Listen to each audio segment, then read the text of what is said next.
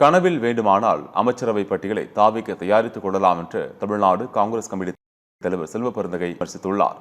கொடைக்கானலில் செய்தியாளர்களை சந்தித்த அவர், நேற்று பெய்த மழையில் இன்று முளைத்த காளான் எல்லாம் தமிழகத்தை ஆள வேண்டும் என்று நினைக்கக்கூடாது என்று கூறினார். திமுக கூட்டணி 40 விழுக்காட்டிற்கும் அதிகமான வாக்குகள் பெறும் எனவும் செல்வ பெருந்தகை நம்பிக்கை தெரிவித்தார்.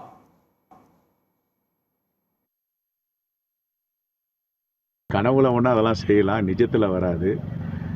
அங்கே இருக்கிற ஆட்கள் அது மாதிரி சுற்றி இருக்கிறவங்க, அதனால் எல்லாமே சாதாரணமாக நேற்று முளைத்த காளான்களெல்லாம் தமிழ்நாட்டை ஆள முடியாது. தமிழ்நாட்டுக்கென்று பாரம்பரியம் இருக்கிறது, தமிழ்நாட்டுக்கென்று கலை, கலாச்சாரம், இலக்கணம் எல்லாம் இருக்கிறது. எல்லோரும் எம்ஜிஆராகவும் என்டிஆராகவும் ஆகிவிட முடியாது. இந்த தேர்தலில் வாக்குகள் சில சதவீதம் எடுப்பார்கள்.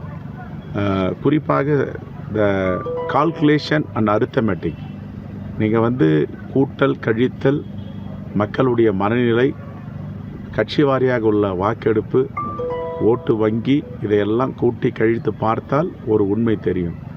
குறைந்தபட்சம் 40 விழுக்காடுக்கு மேல் திராவிட முன்னேற்ற கழகத்தின் தலைமையிலான கூட்டணி வாக்கு வங்கி இருக்கிறது. இந்த 40 விழுக்காடை தொடும் அளவிற்கு எந்த கட்சிக்கு வாக்கு வங்கி இருக்குன்ற நீங்கள் புரிந்து கொள்ள வேண்டும். அது மாதிரி யாருமே கிடையாது.